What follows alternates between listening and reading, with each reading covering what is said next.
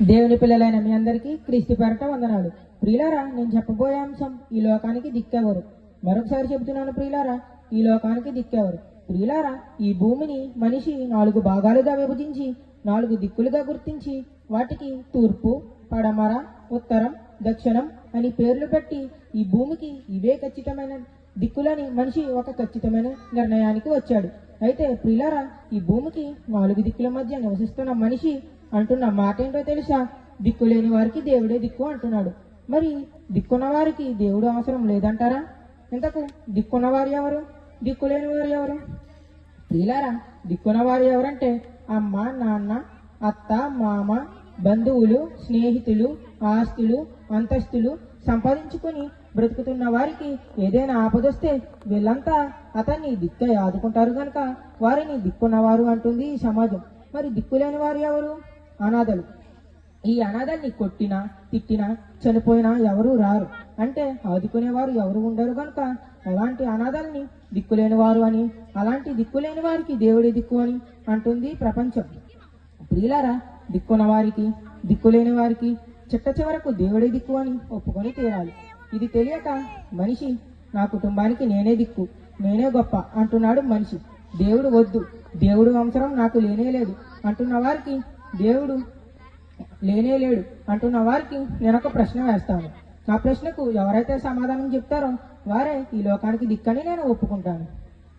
నా ప్రశ్న ఏంటంటే, ఒక్క నీటి చుక్కను చేసి నాకు చూపించాలి. మరలా చెబుతున్నాను, ఎల్లప్పుడూ నీటితో ఉండే నీవు, లీటర్లు నీళ్లు త్రాగే నీవు ఒక్క నీటి చుక్కను చేసి నాకు చూపిస్తే వారే గొప్పని నేను ఒప్పుకుంటాను. నా కండిషన్ ఏంటంటే, బావి దగ్గరకు వెళ్ళకూడదు, సముద్రం దగ్గరకు వెళ్ళకూడదు, వర్షం దగ్గరకు వెళ్ళకూడదు. ప్రకృతిలో దేనిపై ఆధారపడకుండా ఒక్క నీటి చుక్కను, ఒక్క నీటి బిందువుని చేసి నాకు చూపించాలి. లేదా నాకు చేత కాదు, నాకు దేవుడే దిక్కని ఒప్పుకొని తీరాలి. ప్రియులారా, ఈ సృష్టిలో ఉన్నదానిని ఉపయోగించి మనిషి దేనినైనా తయారు చేస్తాడు తప్ప ఈ సృష్టిలో ఏ మూలికను తప్ప ఉపయోగించి మనిషి దేనిని తయారు చేయలేడు. కారణం, ఈ సృష్టి మనిషి చేసింది కాదు కాబట్టి. మనిషి నిద్ర లేచిన దగ్గర నుండి రాత్రి పడుకునే వరకు ఉపయోగించే నీరు ఎవ్వరూ తయారు చేయలేరు. మనం త్రాగాలనుకున్నప్పుడు నీళ్లు కానీ, పీల్చాలనుకున్నప్పుడు గాలి కానీ ఎవరు చేశారు? దేవుడు చేశాడు. ఆదికాండము 1వ అధ్యాయము 1వ వచనం. మరొకసారి చెప్తున్నాను ప్రియులారా, ఆదికాండము 1వ అధ్యాయము 1వ వచనం. ఆదియందు దేవుడు భూమి ఆకాశమును సృజించెను అని ఉంది.